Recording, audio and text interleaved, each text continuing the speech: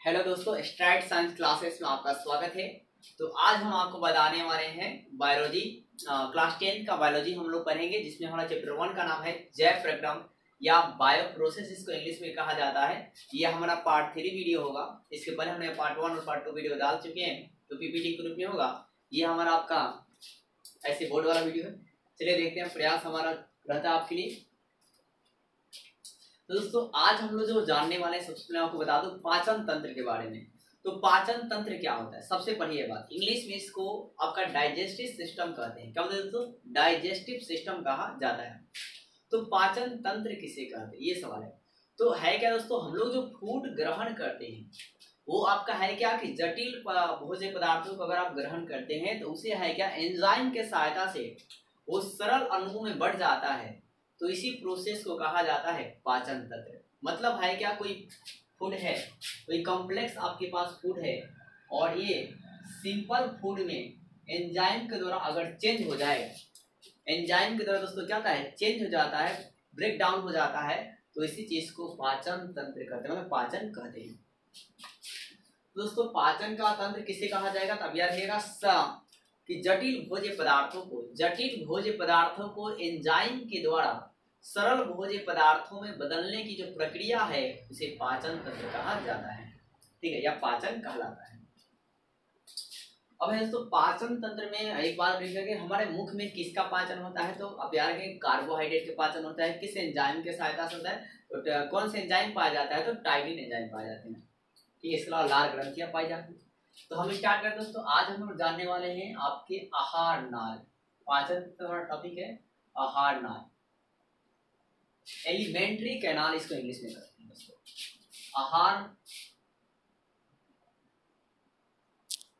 आहार दोस्तों नाल। तो आहार नाल सबसे पहली बात है दोस्तों कि आहार नाल की जो लंबाई होती है वो कहां से कहां तक होता है? तो आहार नाल की लंबाई है, सबसे पहली बात याद रखिएगा, आहार नाल की लंबाई कितनी होती है? लंबाई, आहार नाल की लंबाई दोस्तों 8 से 10 मीटर होती है। कितनी होती है? 8 से 10 मीटर, मतलब दो सारियों का लगभग बराबर आप मान सकते हैं। कितना होता है दोस्तों? 8 से 10 मीटर। फिर नेक्स्ट डाटा आप याद रखेंगे दोस्तों कि आहार नाल ये कहां से कहां तक होता है? तो आपका जो आहार नाल होता है ये मुख से लेकर गुद्दा द्वार तक होता है, यानी गिरस द्वार तक होता है। ठीक है दोस्तों, कहां तक होता है? मुख से लेकर गुद्दा द्वार तक आपके आहार नाल के पार्ट पाए जाते हैं।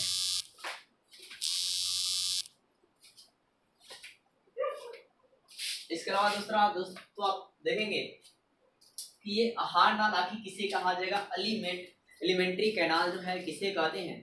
तो आप याद रखेंगे दोस्तों कि आपका है क्या कि भोजन कि जो आपका ये मुख गुहा से लेकर जो गुदा तक जो पथ होता है उसे या भोजन पाचन के या पाचन के जो पथ होते हैं उसे हम आहार नाल के नाम से जानते हैं। पाचन के पथ को आहार नाल कहा जाता है। क्या सुना आपने? मतलब पाचन के जो पथ है, जो रास्ता है, उसे क्या कहते हैं? आहार नाल कहते हैं। आप याद करें दोस्तों एक लाइन में कि पाचन के पथ को, पाचन के दोस्तों क्या पथ को मतलब रास्ते को आहार नाल कहते हैं। पाचन के पथ को क्या बोलते हैं? आहार नाल कहते हैं। लंबाई कितनी होती है? 8 से 10 मीटर। और कहां से कहां तक? तो मुख से लेकर गुद्दा द्वार तक होता है। अब दोस्तों हम आहार नाल के कुछ महत्वपूर्ण भाग जानेंगे दोस्तों। इतना आप स्क्रीनशॉट ले लीजिए।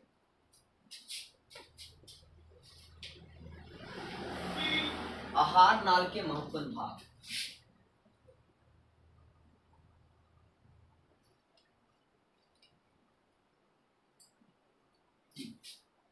तो आहार नाल के महत्वपूर्ण भाग में दोस्तों जो हमारा पहला भाग है वो मुख है। इसी में दोस्तों मुख गुहा पाया जाएगा। मुख और मुख गुहा मतलब दोस्तों माउथ एंड वोकल वैकल आपको हो जाएगा। अब दूसरा जो आपका पाया जाता है, पहला मुख, दूसरा क्या है दोस्तों? ग्रसनी, और तीसरा दोस्तों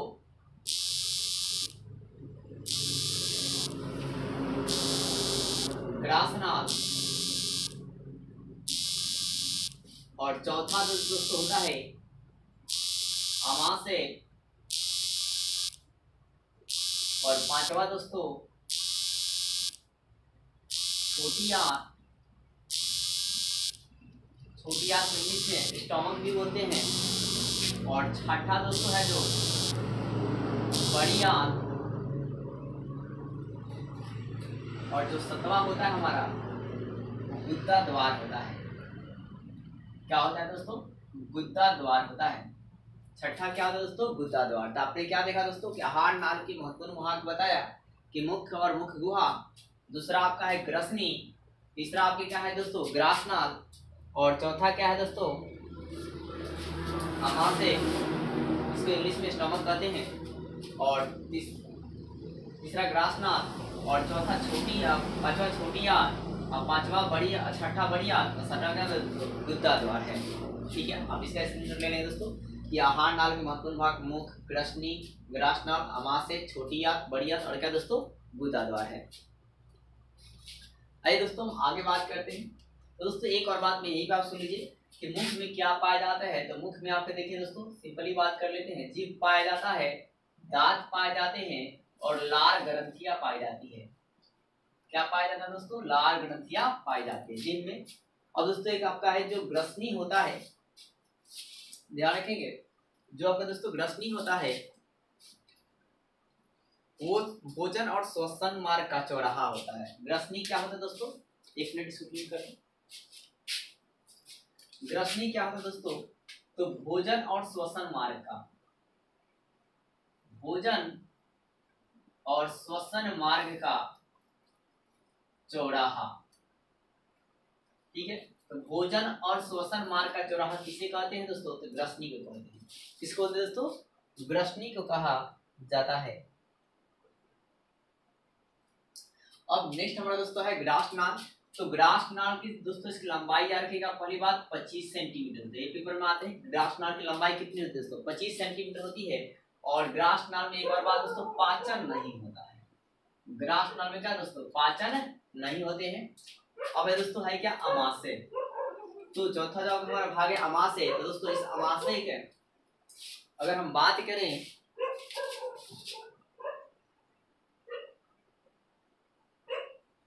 तो अमाशय की सबसे पहली बात संरचना की बात करें आप, तो अमाशय की संरचना जे आकृति का होता है। किस आकृति का दोस्तों? जे आकृति का होता है। और अमाशय के कितने भाग होते हैं? तो 3 भाग होते हैं। कौन कौन होता है दोस्तों? एक होता है दोस्तों कार्डियक। क्या दोस्तों? कार्डियक या कार्डिक। दूसरा होता है दोस्तों फुंडिक, और एक होता तीसरा जो होता है दोस्तों पाइलोरिक। तो अमाशय के 3 भाग है दोस्तों, कार्डियक है, फुंडिक है, और दोस्तों क्या है? पाइलोरिक है। कार्डियक है, फुंडिक है, और दोस्तों क्या है दोस्तों? पाइलोरिक है। अमाशय के 3 भाग होते हैं, कार्डियक, फुंडिक, और क्या दोस्तों? पाइलोरिक होते हैं।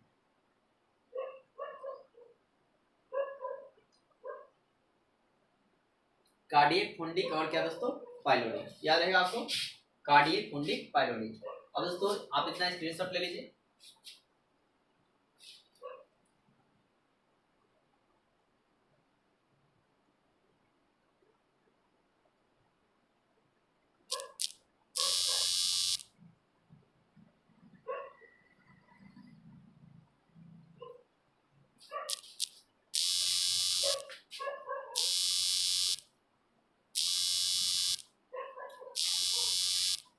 अब जो हमारा नेक्स्ट भाग है वो है दोस्तों अमाशय, छोटी आंत। तो दोस्तों छोटी आंत सबसे बड़ी बात है कि छोटी आंत के भी, अगर छोटी आंत की लंबाई की आप बात करेंगे तो 6.5 मीटर होता है, मतलब एक साड़ी के लगभग बराबर हो जाता है। छोटी आंत की लंबाई कितनी है दोस्तों? 6.5 मीटर होती है। और छोटी आंत के कितने भाग होते हैं? तो आप बोल सकते हैं 3 भाग होते हैं। इस प्रकार अमाशय के 3 भाग होते हैं, कार्डियक, फुंडिक, और पाइलोरिक। उसी तरह छोटी आंत के भी 3 भाग होते हैं। कौन कौन भाई साहब? ये देख लीजिए। तो दोस्तों होता है क्या? ग्रहणी, जेजुनम, इलियम। क्या दोस्तों? ग्रहणी, जेजुनम, और तीसरा क्या था दोस्तों? इलियम। तो आपने क्या सुना कि छोटी आंत के 3 भाग होते हैं, ग्रहणी, जेजुनम और इलियम। ग्रहणी में दोस्तों याद रखिएगा जो ग्रहणी है वो यू आकार का होता है। ग्रहणी किस शेप में होता है? यू आकार में। और इसमें सबसे अधिक भोजन का पाचन होता है। सबसे अधिक भोजन का पाचन, सबसे अधिक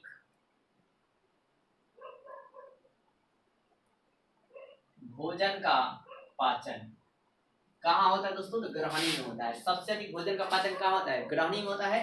और सबसे अधिक भोजन का अवशोषण कहाँ होता है? अवशोषण कहाँ होता है दोस्तों? सबसे अधिक अवशोषण तो इलियम होता है। छोटी आंत के किस भाग में सबसे अधिक अवशोषण होता है? तो इलियम में। मतलब आप बोल सकते हैं कि छोटी आंत में सबसे ज्यादा पाचन और सबसे ज्यादा अवशोषण होता है। दोस्तों आप इतना स्क्रीनशॉट कर लीजिए।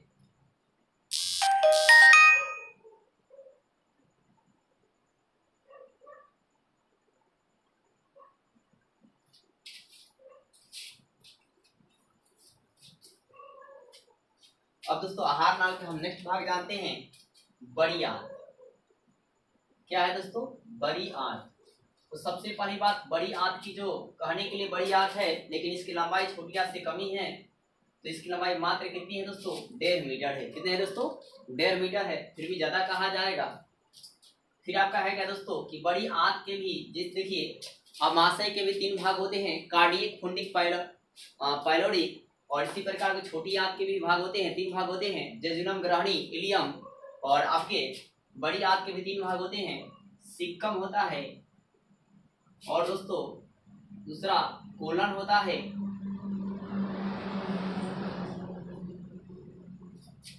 और तीसरा जो होता है दोस्तों रेक्टम होता है, जिसे मलाशय भी कहते हैं।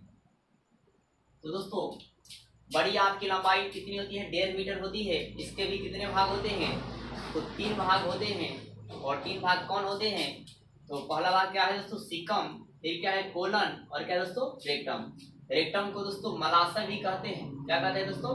मलाशय। और इसी में क्या होता है? मल एकत्रित होता है। इसी भाग में क्या होता है? मल क्या होता है? एकत्रित होता है। एक और बात दोस्तों कि बड़ी आंत में पाचन नहीं होता है। पाचन क्या होता है दोस्तों? नहीं होता है। बड़ी आंत में पाचन नहीं होता है। तो होता क्या है भाई साहब? बड़ी आंत में पाचन नहीं होता है तब तो भोजन का पुनः अवशोषण होता है दोस्तों। क्या होता है दोस्तों? पुनः अवशोषण होता है। तो आहार नाल के किस भाग में पुनः अवशोषण होता है?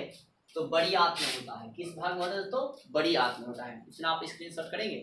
आपने क्या करा इसमें कि बड़ी आंत की लंबाई 1.5 मीटर होती है। इसके 3 भाग होते हैं, सिक्कम, कोलन, रेक्टम होता है, जिसे मलाशय कहते हैं। इसी में मल क्या होते हैं? एकत्रित होते हैं।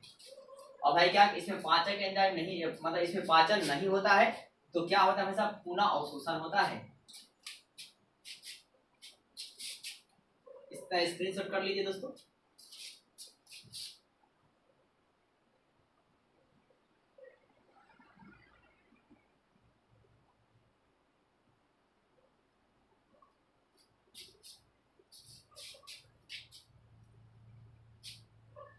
अब नेक्स्ट हमारा जो आहार नाल का दोस्तों भाग है वो है गुद्दा यानी कि एनस। तो दोस्तों गुद्दा जो है इसमें क्या होता है ये देखिए। तो ये आपका अपचित जो पदार्थ होते हैं, अपचित जो पदार्थ होता है वो बाहर निकलने का ये रास्ता है। जो गुद्दा क्या है दोस्तों? यहाँ से जो अपचित पदार्थ होता है, अपचित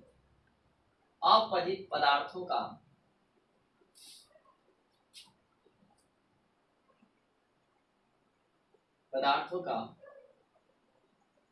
शरीर से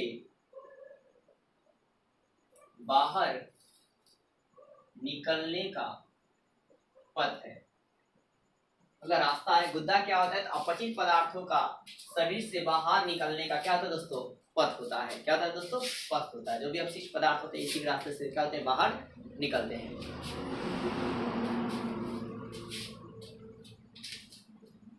तो दोस्तों देखिए जब कोई व्यक्ति भोजन ग्रहण करता है, मतलब मान लीजिए आपके पास क्या है? भोजन। और इस भोजन को आप क्या करते हैं दोस्तों? अंतःग्रहण। क्या करते हैं दोस्तों? अंतःग्रहण। क्योंकि हम एक प्राणी संपोषी जीव हैं। तो आपने भोजन लिया, भोजन में क्या करें दोस्तों? अंतःग्रहण। अब अंतर्ग्रहण करने के बाद दोस्तों आप इसे क्या करेंगे? पाचन करेंगे, मतलब तोड़ेंगे या ब्रेक डाउन करेंगे और पाचक एंजाइमों की सहायता से। और फिर इस भोजन का दोस्तों क्या होगा? हमारे शरीर में अवशोषण होता है। मतलब शरीर में पोषक पदार्थ मिल जाएंगे तो उसे क्या कहेंगे, अवशोषण। पाचन के बाद क्या होता है, अवशोषण दोस्तों। और अवशोषण के बाद क्या होता है कि जो अवशोषण की तरह ऊर्जा मिलेगी, उस ऊर्जा मिलेगी और वह ऊर्जा प्रत्येक कोशिकाओं तक पहुंच जाएगी, तो उस प्रोसेस को कहते हैं स्वांगीकरण। क्या बोलते हैं दोस्तों, स्वांगीकरण कहा जाता है। क्या कहते हैं दोस्तों, स्वांगीकरण कहते हैं। मैंने कहा था आपको, भोजन आपने लिया, ग्रहण अंतर ग्रहण किया, फिर इसका पाचन हुआ और फिर इसका अवशोषण होता है, और अवशोषण मतलब क्या होता है, स्वांगीकरण होता है। स्वांगीकरण का मतलब क्या होता है कि भोजन जो है, जिस जो ऊर्जा मिलेगी और वह ऊर्जा प्रत्येक कोशिकाओं तक पहुंच जाएगी, तो उसी को स्वांगीकरण कहते हैं। तो वीडियो अगर दोस्तों अच्छी लगी हो तो वीडियो को लाइक और सब्सक्राइब जरूर करें और बहुत ज़्यादा आप शेयर करने का प्रयास करें।